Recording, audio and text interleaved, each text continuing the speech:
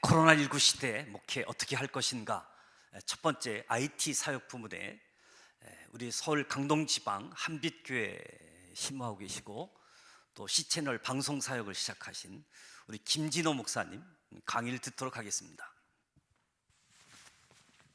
여러분 반갑습니다. 서울 강동지방의 한빛교회 사역하고 있는 김진호 목사입니다. 오늘 첫 시간으로 IT 사역 분야에 대해서 강의를 좀 드릴 터인데 현재 논의해야 될 이야기가 굉장히 방대하죠. 그래서 짧은 시간 안에 기술적인 얘기는 말씀을 드릴 수가 없고 총론적인 얘기를 좀 말씀을 드리고 또 다른 기회가 되면 그런 일들이 또 진행될 수 있는 장이 열렸으면 하는 마음도 있습니다. 강의가 진행되는 동안에 제가 강의하는 그 기술적인 부분들에 대한 궁금함이 있을 줄로 알고 먼저 좀 말씀을 드리겠습니다. 현재 제가 강의하고 있는 디바이스는 갤럭시 S7 플러스 디바이스를 쓰고 있고요. 인터페이스 연결된 라인은 USB-C로 영상 라인을 뽑아서 SDI 케이블로 방송실까지 연결이 되어 있는 상태입니다. 보통 PPT로 강의를 하실 경우에는 프리젠터라고 하는 무선 송신기로 PPT를 좌우로 움직이게 되는데요. 방송실까지 연결되는데 신호 로스가 많아서 어려움 많이 겪습니다. 그리고 또 강의하는 분의 의지에 따라서 자유롭게 움직이는 것도 불편함이 좀 있기 때문에 유선사원에 연결되는 부분이 훨씬 더 신뢰도가 높다는 거 말씀을 드릴 수 있고, 또 강의를 진행한 중에 PPT 위에 실시간으로 판서를 할 수 있기 때문에 또 강의의 역동성을 강화하는 데도 유익이 있습니다. 강의하는 내용 중에서 여러분이 좀 보시고, 보통 이제 언택트 상황에서 성도를 만난다고 얘기를 한다면 첫 번째 장은 예배의 장이 되겠고요. 두 번째 장은 줌을 통해서 셀예배나 구역예배 또 소모임을 가질 수 있겠습니다. 예배를 통해서 영상이 나간다고 했을 경우에는 어쩔 수 없이 이제 일방적으로 계속 영상이 나가게 되는데, 디바이스를 조금만 더 섬세하게 관리해 주시면 좀 더 역동적으로 성도를 만나실 수가 있겠습니다. 강의를 시작하도록 하겠습니다. 코로나19 시대 목회 어떻게 할 것인가, IT 부분이 되겠습니다. 먼저 IT라는 그 단어를 좀 생각을 해봐야 될 텐데요. IT는 인포메이션 테크놀로지의 이니셜입니다. 인포메이션, 정보를 테크놀로지, 기술적으로 유통한다라는 말인데, 과거에도 정보는 있었고 또 유통도 과거에는 있는 방식이었지만, 과거에는 정보의 형태도 아날로그 형태로 보관이 되어 있고 유통을 하는 방식도 아날로그 방식으로 유통을 하는 거죠. 직접 가서 만나야 되고 아니면 택배로 보내든지 등기우편으로 보내야 되는 상황이지만, IT는 인포메이션 테크놀로지라는 개념이 디지털 정보 통신 기술로 융화가 되면서 실시간으로 시간과 공간을 뛰어넘는 아주 유익하고 또 아주 확장된 형태의 정보를 유통할 수 있는 기술, 그거를 IT 기술이라고 말을 합니다. 월드 와이드 앱, 우리가 보통 인터넷을 쓰시게 되면 www로 다 시작이 되죠. 월드 와이드 앱, 전 세계의 모든 지구촌을 하나의 공간으로 연결시킬 수 있는 기술이 동원이 되면서 IT는 좀 더 활발하게 그 역동성을 지니게 되었습니다. 우리가 IT를 생각하면서 좀 생각해 봐야 될 중요한 단어 하나가 있는데요. 바로 이 싱귤레리티라는 단어입니다. 싱귤레리티 개념은 어떤 존재가 양적으로 팽창을 하다가 특정 시기와 특정 환경이 되었을 때 질적인 도약을 나타내는 특정 시점을 말합니다. 다시 말씀을 드리면, 비례적인 곡선으로 나아가는 상황이 아니라 어떤 패턴으로 가다가 전혀 다른 시점을 맞이해서 급변적인 전환의 시점이 올 때가 있다라는 얘기입니다. 그것을 특이점이라고 이야기를 하는데요. 이후에 나오겠습니다만은 지금 구글에 있는 엔지니어들 그리고 또 미래사회학자들이 동일하게 이 시점을 말하고 있는 중입니다. 그렇다고 한다면 4차 산업시대에서는 싱귤레리티를 어떤 관점으로 이 얘기를 하고 있을까? AI 인공지능이 인류의 지능을 초월해 스스로 진화하는 특이점이 올 것이다. 이게 이제 4차 산업시대의 미래학자들이 보고 있는 싱귤레리티의 지점입니다. 얼마 남지 않았습니다. 2045년을 보고 있는데, 그러면 향후 25년 안에 이제 그런 날이 도래하게 될 거라는데, 교회와 기독교적으로는 굉장히 난감한 시기가 올 거라는 생각이 듭니다. 예컨대 VR을 통해서 가상현실에 대한 개념들이 지금은 현실과 가상현실이 명백하게 구분이 되고, 오히려 가상현실에 들어갔을 때 멀미를 느낀다든지 좀 아직은 좀 미진하고 낯설다 보니까 그런 부분이 있습니다만은 싱귤레리티 시점에 오게 되면 현실과 가상의 공간을 구분을 못할 정도로 아주 리얼리티가 강화가 될 것이고, 또 기술적인 그 부분도 아주 진보된 기술이 다가오기 때문에 싱귤레리티의 도래에 대한 부분은 총회적으로도 그렇고 또 개인의 목회적으로도 굉장히 고민을 좀 해봐야 될 거라고 생각이 됩니다. 다행인 건 저는 19년 정도 남았기 때문에 그 꼴을 안 보고 제대를 할 것 같습니다만은 어쨌든 우리 동료 후배들이 겪어야 될 미래의 목회적 환경들이 분명히 코앞에 와 있다는 것은 우리가 좀 주지해야 할 사실인 것 같습니다. 레이 커즈왈리라는 분을 좀 소개하려고 합니다. 이분이 2045년이 되면 특이점이 올 것이라고 예측을 하고 있는 중이고요. 일본의 소프트뱅크의 손정희 사장도 틈나는 대로 강연을 다닐 때마다 싱귤레리티의 도래에 대한 부분들을 계속해서 경고하고 있는 중입니다. 우리 목사님들 그 교회 가시면 커즈와일 신지사이저가 다 하나씩은 있으실 거예요. 그 브랜드가 영창 브랜드인데, 영창의 이 레이 커즈왈이 원래 어떤 분이냐면 구글의 알파고를 만들었던 엔지니어 중에 한 분이에요. 그래서 나머지 제가 4분으로 알고 있는데 나머지 3분은 알파고를 만드셨고, 이 커즈와일은 굉장히 좀 독특하셔서 신지사이저를 개발하는데 굉장히 집중을 하셔가지고 영창 브랜드로 최초로 나온 신지사이저 커즈와일을 만드신 분입니다. 그래서 그 신지사이저 이름이 커즈와일입니다. 오늘 들어오신 분들은 수지 맞으셨어요? 이분이 만든 지금 시스템으로 있는 신지사이저를 활용하고 있는 중인데요. 이분이 꿈꾸고 있는 신지사이저는요, 세션팀 전부의 역할을 신지사이저 혼자서 감당하는 기계를 만들겠다는 게 이분의 소망입니다. 그래서 현재 신지사이저 안에 CPU를 점점 좀 강화시켜 나가고 스테레오로 마이크를 달고, 그래서 목사님이나 찬양 인도자가 찬양을 인도하면 지금처럼 신지사이저가 연주자를 통해서 연주를 하는 패턴이 아니라 연주자가 없이도 풀세션 소리를 만들어내는 그런 신지사이저를 만들어내겠다는 게 AI가 움직이는 싱귤레리티를 꿈꾸고 있는 커즈와일 이 공학자의 꿈입니다. 그래서 이 전문가들이 이야기한 날이 우리의 코앞에 왔다는 것에 대해서는 우리가 조금 더 긴장하면서 들어보아야 할 필요가 있을 줄로 믿습니다. 상상할 수 없었던 낯선 목회 환경에 직면하다. 과거에도 학자들을 통해서 이런 얘기들은 종종 논의가 됐습니다만은 아마도 코로나19를 통해서 많은 목회자들이 굉장히 낯설어하고 지금도 굉장히 어려워하는 줄로 알고 있습니다. 2월 달에 본격적으로 코로나가 이제 전국적으로 활동을 하게 되었는데, 처음에 한 3개월 기간 동안에는 많은 목사님들이 그냥 한 3개월 정도면 지나가지 않을까라는 막연한 기대가 있으셨던 것 같아요. 그래서 발빠르게 대처를 하는 목회자가 있는가 하면 그냥 원래 해왔던 방식을 고수하고 한 3개월 정도면 좀 지나가지 않을까, 유월하지 않을까 이렇게 생각을 했는데, 그 모습 그대로 현재 10월 달을 맞이하게 되었고, 백신이 나온다 할지라도 내년도 하반까지는 이와 같은 구조가 바뀌지 않고 진행되지 않을까 하는 그런 모습들을 관망하고 있다는 걸 고려한다면 낯설은 목회 환경에 직면하는 우리의 현실을 직시하고 그것에 대한 대응적 차원이나 혹은 대처적 차원이든 무슨 방법이든지 목회를 이어나갈 수 있는 길들을 꼭 찾아야 할 거라는 생각이 듭니다. 첫 번째로는 낯선 목회 환경에 직면해 가는 첫 번째 드리고 싶은 말씀은 목회함의 전환점을 말씀을 드리고 싶습니다. 과거의 성도들은 예배를 드리던 교회를 섬기던 침묵하는 군중의 형태를 지녔습니다.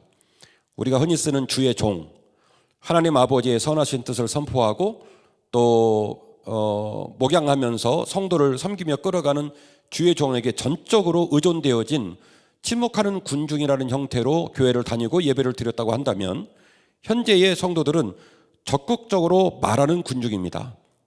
아무튼 간에 근자에는 입 달린 사람은 다 말을 하는 입장이니까요.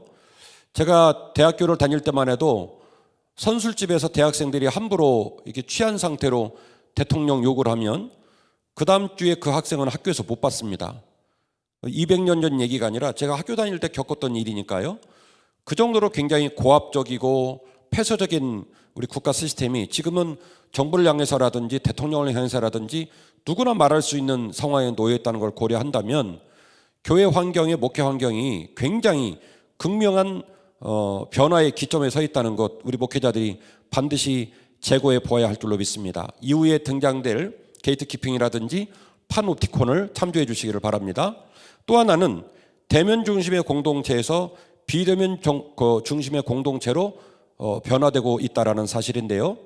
코로나19 때문에 우리가 미리 예측을 하지 못한 상태에서 이런 상황이 오다 보니까 굉장히 좀 당혹스럽고 낯설은 환경이긴 합니다만은, 학자들 진영에서는 4차 산업시대의 경제, 정치, 사회 일반의 모든 모습들은 비대면 상황 중심으로 전환이 될 거라고 이미 이야기를 하고 있었던 중입니다. 다만 코로나19 때문에 조금 더 빨리 왔고 또 준비되지 못한 채로 감당을 해야 되는 단점만 있을 뿐이지 어차피 한 번은 도래할 상황이었다는 것을 좀 생각하고, 이런 낯설은 목회 환경에 관하여 분명히 해법을 고민해 봐야 할 줄로 믿습니다. 자, 이 위기적 상황을 어떻게 바라고 헤쳐나가야 되겠느냐, 여러 가지 얘기를 할 수 있겠습니다만 제가 하나의 예를 좀 들려고 합니다.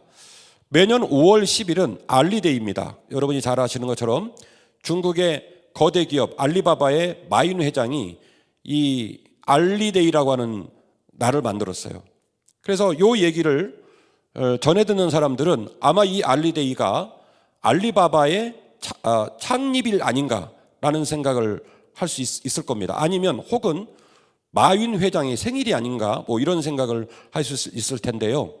이 알리데이를 만들게 된 계기는 아주 남다른 계기가 있었습니다. 2003년에 사스 바이러스가 중국에 들어가게 되었을 때에 이 5월 10일 날이 알리바바 직원이 사스에 감염을 판정받은 날입니다. 판정을 받는 바람에 이 알리바바의 사무실이 전부 다 올스톱이 된 거죠. 그때는 코로나19도 아니고 사스 수준이었음에도 불구하고 사무실 전체가 올스톱되는 상황을 초래하게 되었습니다.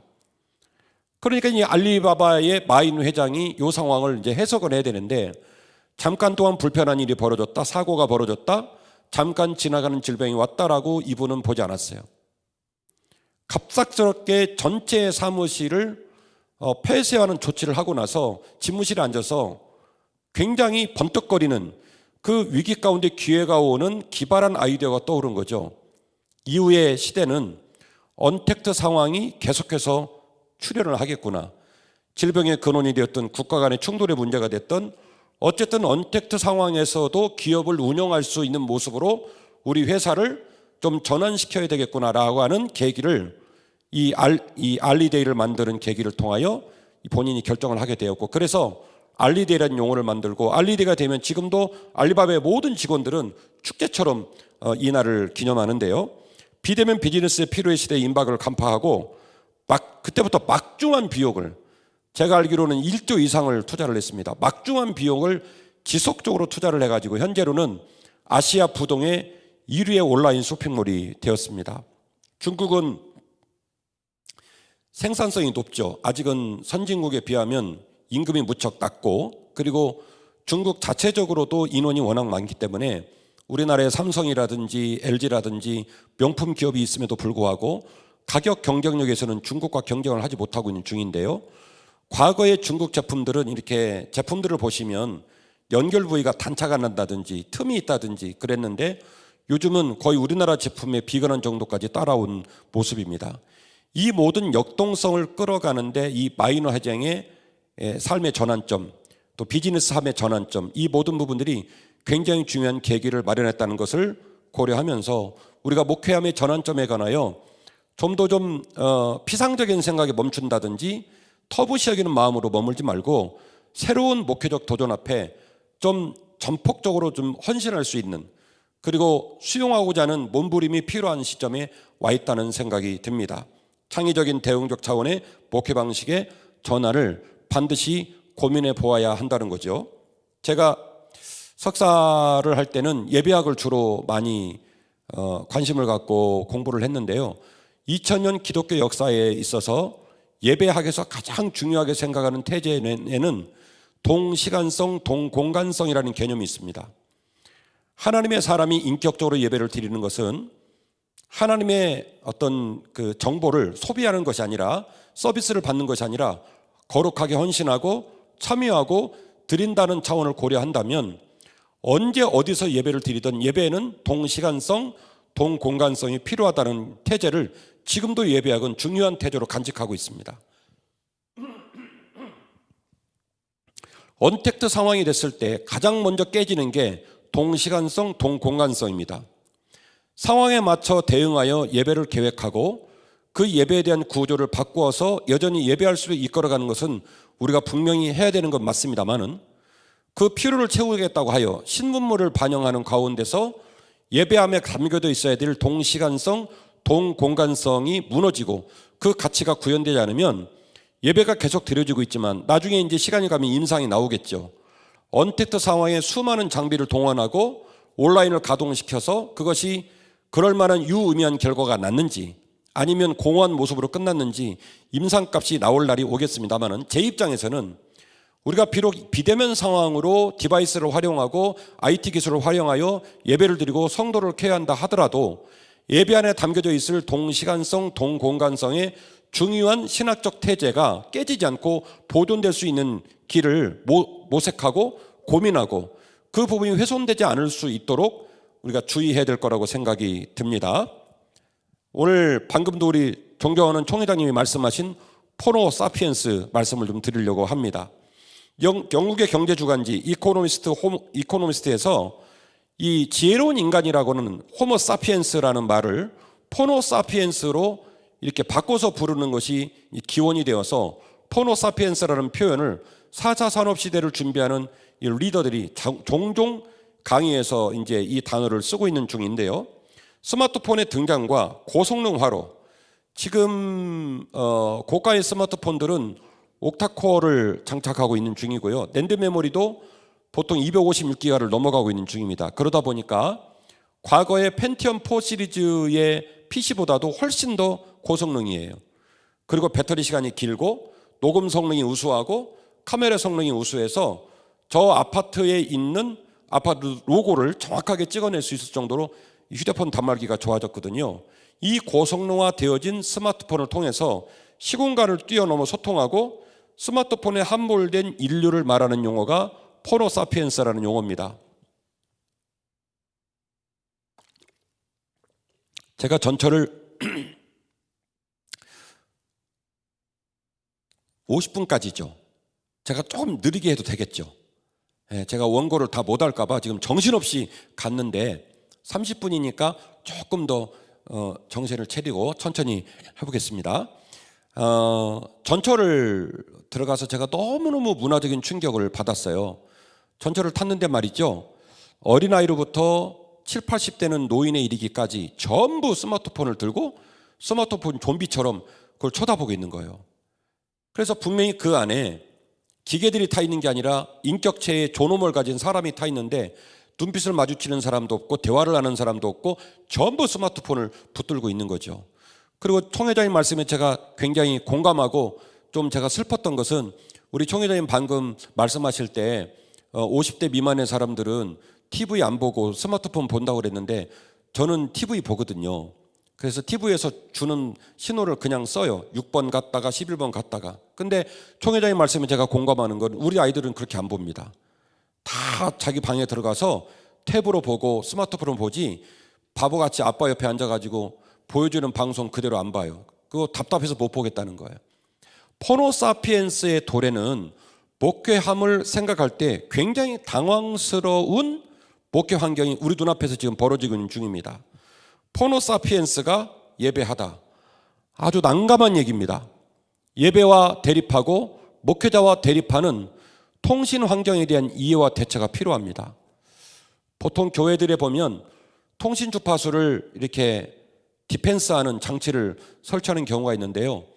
제가 이 분야에 관심이 많으니까 그 통신 주파수를 LTE나 3G 주파수를 차단시키는 장치를 설치한 교회가 고소고발을 당하는 경우가 있습니다.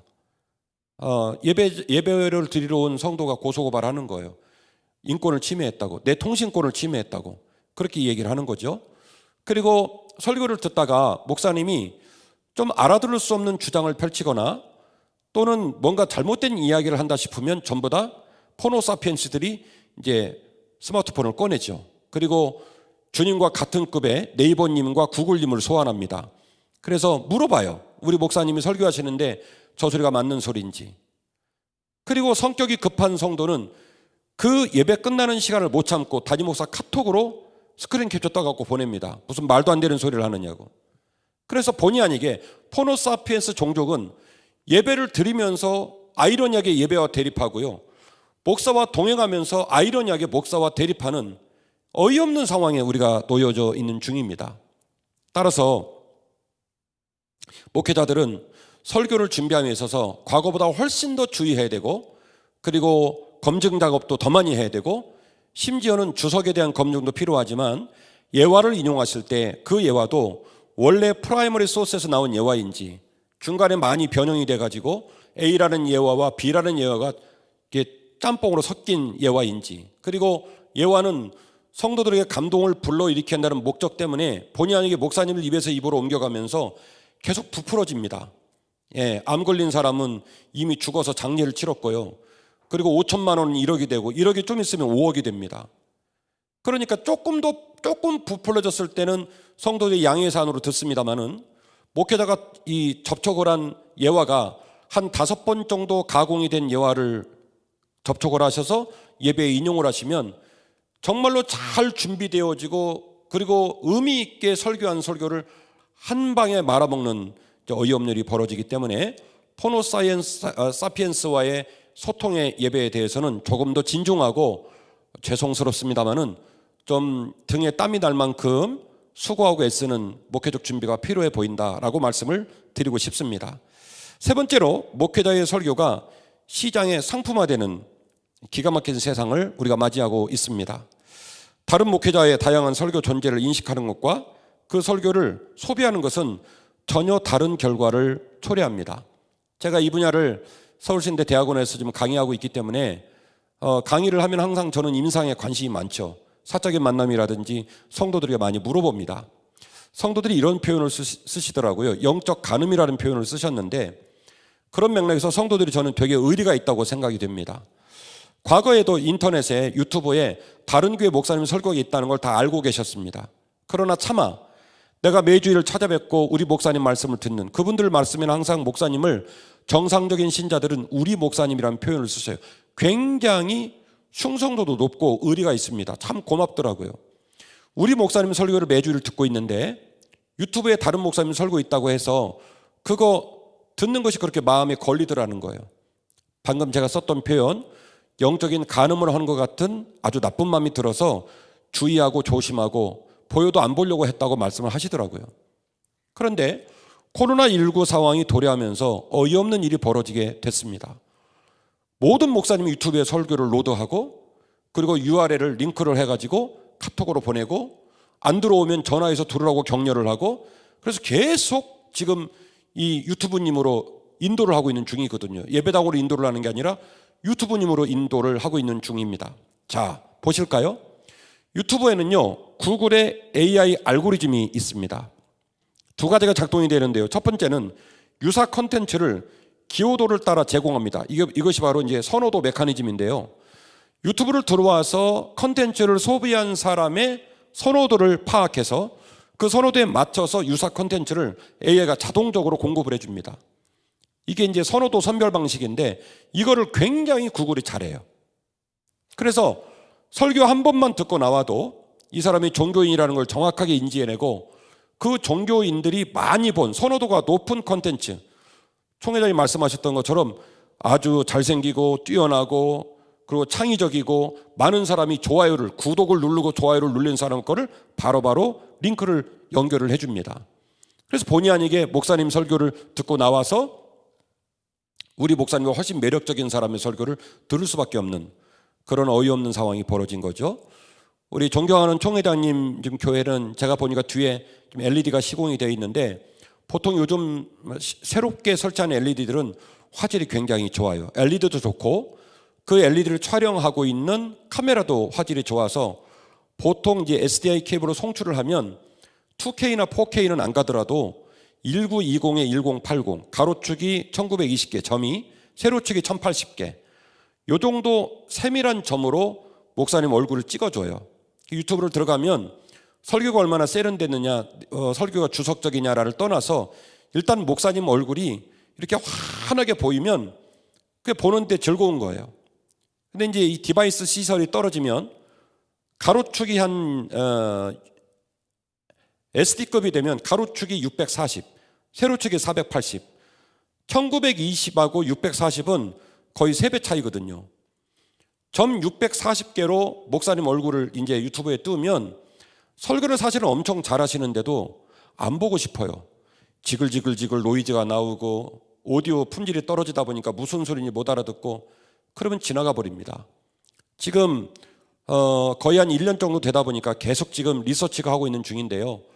보통 유튜브를 들어와서 소비를 하고 있는 소비자들이 오래 머무르면 10분입니다. 10분 머물러 있다가 나가는 거예요. 다른 데로. 그래서 예배를 드릴 때는 예배가 끝날 때까지의 시간이 있다 보니까 버틴다지만은 통상적으로 소비를 할 때는 10분을 소비하게 되고요. 그 다음에 제가 아까 동시간성, 동공간성을 놓치면 안 된다. 이 부분에 대해서 해법을 찾아야 된다고 말씀을 드렸지 않습니까? 우리 교회 같은 경우에 처음에 한 3개월 동안에 전면 온라인으로 이렇게 전환을 했을 때 주일 하루에 그 접속자 수가 1000명을 넘어갔어요. 1000명을 넘어갔는데 지금은 많이 뚝 떨어진 거거든요. 무슨 일이 벌어졌겠습니까? 처음에는 항상 루틴한 모습으로 예배당을 찾아 예배를 드리다가 못 간다는 것 때문에 애달파하고 거실을 본당처럼 치우고 그리고 방석을 놓고 성경장소 놓고 헌금 준비하고 진짜 예배당처럼 처음에는 잘했거든요.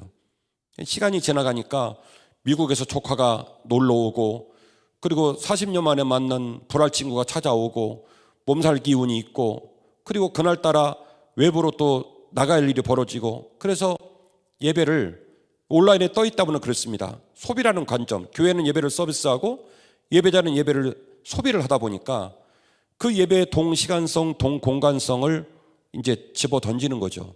오후 3시에 듣지 못 들었어요. 7시에 듣지 못 들었어요.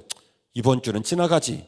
지금 이런 일이 벌어지고 있는 거거든요. 그래서 오늘 아마 이 세미나가 사실은 IT를 선용하자라고 하는 방향을 잡고 있는 것 같은 느낌을 받지만 저는 전문가의 한 사람으로 IT로 선회를 하긴 해야 되겠지만 분별을 해야 된다. 조절해야 된다. 주의해야 된다는 사인을 강조해서 드리고 싶은 사람 중에 한 사람입니다. 두 번째로는 상업성의 메시지는 더 강화를 시킵니다. 첫 번째 메커니즘은 선호도 메커니즘이고요. 두 번째 메커니즘은 상업성 수입 모델 메커니즘입니다. 돈 되는 콘텐츠는 아주 강력하게 푸시를 합니다. 그래서 스마트폰을 갖고만 있어도 알림을 눌린 분들은 전부 콘텐츠가 올라오면 다 보내줍니다. 부지불식간에 있다 할지라도 그 콘텐츠를 소비할 수 있도록 계속 강력하게 사인을 주거든요. 이 메커니즘이 현재 구글 유튜브에서 작동 중에 있습니다. 따라서 목회적으로 대처를 한다면 목회자의 실력의 신뢰성이 올라가야 될 겁니다. 매력의 차별성이 확보가 돼야 할 겁니다. 그래서 어쩔 수 없이 경쟁력이 화두가 되고 말았다는 거죠. 과거에 오프라인상에서의 예배는 성도들이 목회자를 향한 의리, 자기 교회를 향한 사랑, 이와 같은 어떤 정진정양의 마음들을 가지고 교회를 섬기고 목사님과 동행을 했다면 이제는 전혀 자신의 상황 가운데서 시간과 태도를 제어받지 못하는 아주 자유로운 침상이라든지 자동차라든지 그 공간에서 결국 기독교 콘텐츠를 소비하는 입장으로 전환을 한 바람에 결국 상품화가 되고 말았던 겁니다. 얼마나 매력적이냐, 얼마나 차별성이 있느냐, 얼마나 독특하냐라는 것이 매우 중요한 화두가 되었는데 제가 강의를 하면서도 되게 이건 마음이 아파요. 모든 목회자가 차별적이고 뛰어나고 1등일 수는 없지 않습니까? 만약에 1등만 알아주는 세상이라면 기독교가 추구하는 가치는 그런 가치가 아니잖아요. 그건 세속의 가치고 제국의 가치지 하나님 나라에 보면 그런 모습이 아닐 텐데 어쨌든 비대면 상황이 벌어지면서 우리가 이런 상황에 직면해 있다는 것은 피할 길이 없을 것 같습니다. 목회와 설교가 시장의 상품화된 시를 맞이해서 우리가 이제 좀 고민해 보셨으면 하는 개념이 있는데 디지털 노마드족입니다. 프랑스의 이 사회학자 자크 아탈리가 21세기 사전이라는 책에서 처음으로 이 단어를 썼습니다. 21세기는 디지털 장비를 갖고 떠도는 디지털 노마드 시대라 규정을 한 거죠. 노마드가 유목민이라는 말이잖아요. 디지털이 붙으면 디지털로 유목을 한다라는 말인데요. 일과 주거에 있어서 유목민처럼 자유롭게 이동을 하면서도 창조적인 사고방식을 갖춘 사람들을 지칭하는 말이 디지털 노마드족입니다. 이 부분은 굉장히 지금 자연스럽게 스며들고 있는데요. 우리 교회 집사들하고 얘기를 해보니까 코로나 상황이 돼가지고 재택근무를 회사로부터 부여를 받고 재택을 하게 되면 인사고과에 불이익을 당하지 않을까, 회사의 직무 역량에 대해서 불이익을 당하지 않을까 걱정을 많이 했는데 3개월 지나고 5개월 지나고 얼마든지 업무 업적이 나오고 회사에서도 좀 더 유연하고 폭넓게 사고를 해주는 걸 보고 이제는 맛을 들인 거예요. 차라리 집에서 근무를 하면 출퇴근 시간도 줄이고 복당도 자유롭고 너무 좋다는 거죠. 그래서 급격하게 디지털 노마드족의 출현이 계속 이제 확장되고 있는 모습으로 가는데요.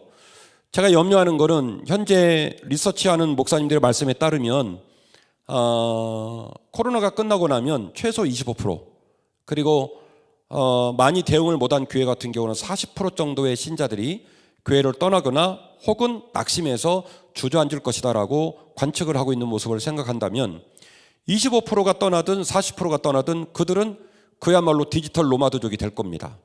여전히 유튜브를 통해서 목사들의 설교를 소비하고 교회 컨텐츠들을 소비하고, 과거의 유튜브에는 교회 컨텐츠가 별로 없었는데 코로나19가 되면서 지금 굉장히 많아졌어요. 이따가 강의를 하시겠지만 평택교회 주석현 목사님은 요즘은 거의 배우 수준입니다. 주일날도 하시고 평일날도 하시고 또 그냥 기타 들고 찬양도 하시고 이러니까 계속 컨텐츠가 나오거든요.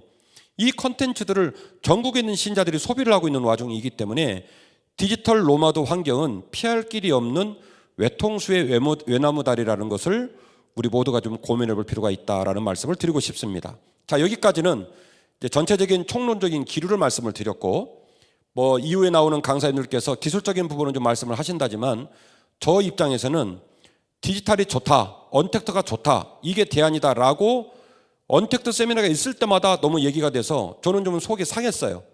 그래서 오히려 좀 주의하라는 사인을 좀 드리고 강의를 마치고 싶습니다. 디지털 매체의 특징입니다. 무한 반복성, 상호작용성, 무한 확산성. 더 나아가서 디지털 융합에 대한 부분이 있는데요. 융합은요, 제품 그리고 소프트웨어. 제품하고 소프트웨어는 사실은 붙을 수가 없습니다. 하나는 하드웨어고 하나는 보이지 않는 무형의 가치거든요. 이 두 가지가 하나로 이루어져서 제품이 만들어지는 현상을 디지털 융합 현상이라고 하는데, 이 비근한 예는 너무너무 우리가 쓰는 스마트폰이라든지 많이 발견을 할 수 있는데 이런 특징들을 갖고 있습니다. 그래서 이런 특징 가운데 아까 제가 침묵하는 성도들이 아니라 대화하는 성도들, 말하는 성도들이라고 말씀을 드렸잖아요. 게이트키핑과 파놉티콘이라는 개념을 좀 말씀을 드리려고 해요. 이 게이트키핑과 파놉티콘은 탄환 이론에서 출발을 합니다. 볼셰비키 혁명 과정에서 선전 목적으로 만들어진 미디어 이론으로서 매스 미디어가 수용자에게 절대적이고 일방적으로 영향을 준다라는 의미에서 탄환 이론이라는 표현을 썼어요. 총을 쏘면 총 맞는 사람은 꼼짝하지 못하고 맞아 죽습니다. 그래서 미디어를 마치 총처럼 사용한다 해서 탄환 이론이 된 건데요. 이 탄환 이론으로부터 게이트키핑이라든지 파놉티콘 개념이 등장을 하게 됩니다. 게이트키핑은 권력기관이나 거대 기업이 문을 하나 만들어요. 게이트. 이 문을 만들고 이 문을 통과하는 정보,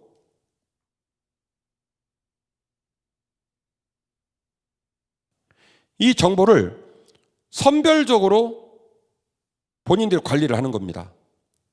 비극적이죠. 시민들이 선택을 하는 것이 아니라 특정 정치 집단이나 혹은 특정 종교 집단 혹은 기업들이 선별적으로 정보를 컨트롤하는 것을 게이트키핑이라고 얘기를 하는데, 앞서 말씀드린 현대 디지털 매체의 강점과 활용성은 이 게이트키핑을 현재 무너뜨리고 있다는 겁니다.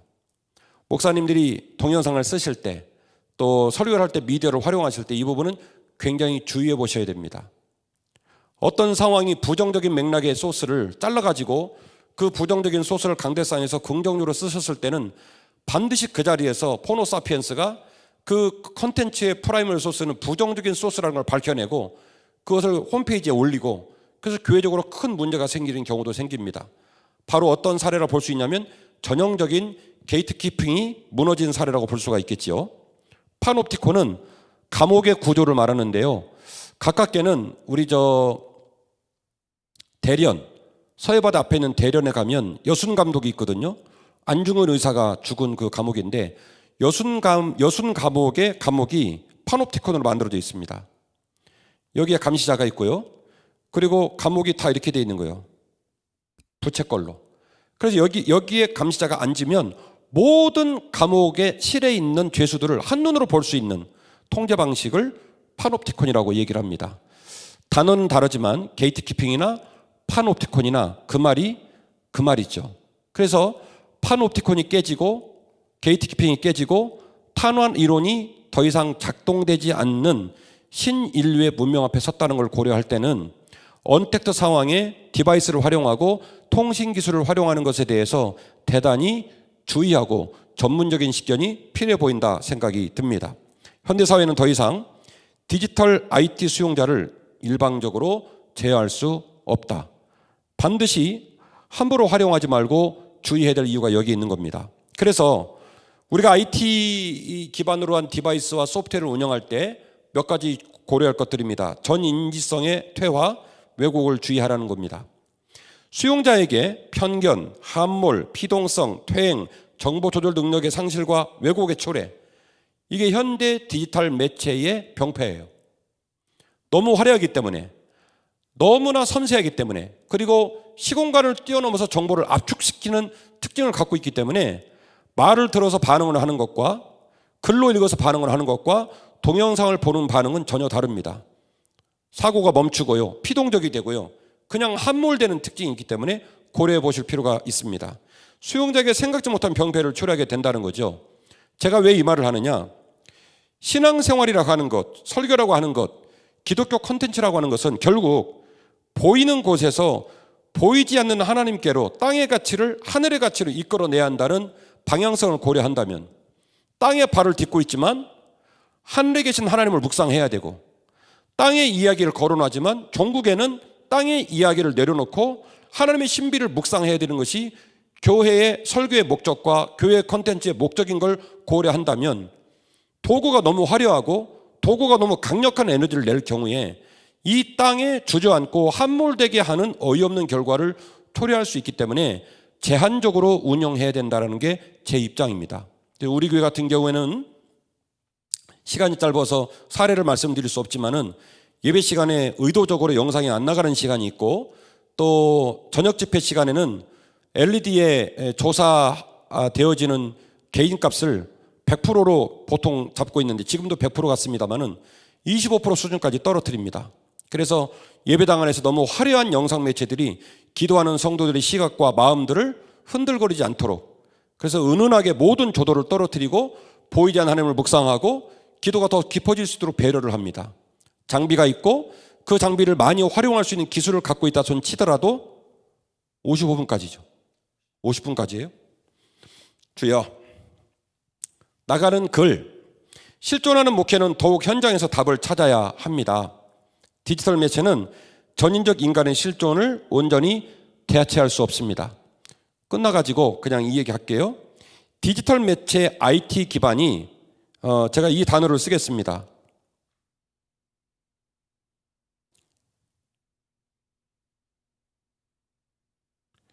보통 요즘 언택트 세미나를 들어보시면 대체라는 단어가 많이 나와요. 실존의 상황을 온라인에서 대체하고 실존의 문제를 온라인에서 답을 낼 수 있는 방법들을 얘기하는데 저는 동의할 수 없습니다. 온라인과 디지털 매체는 대응적 차원에서 가치가 있고 혹은 실존을 보조하는 차원에서의 가치가 있는 거지, 실존하는 이 인간의 존엄, 하나님 아버지의 형상을 실존하는 땅 가운데 구현하는 행위를 온라인 상황의 디바이스라든지 소프트웨어가 대체할 수 있느냐? 저는 불가능하다고 봅니다. 따라서 대형적 차원에서의 IT 기술 혹은 보조적 차원에서의 IT 기술을 잘 개발하고, 그리고 이 부분이 언택트 상황에서 계속 간다 할지라도 언젠가 실존하는 성도들이 교회로 돌아오고 실존을 중심으로 목회가 진행되면서 그 뒤에서 백업을 하는 모습으로 이른바 하이브리드형 목회 모습이 되겠죠. 이런 모습들을 염두에 두고 계속해서 IT를 개발해 나가고 언택트 상황에 목회 컨텐츠를 개발해 나갔으면 좋겠다는 생각이 듭니다. 이상입니다. 감사드립니다.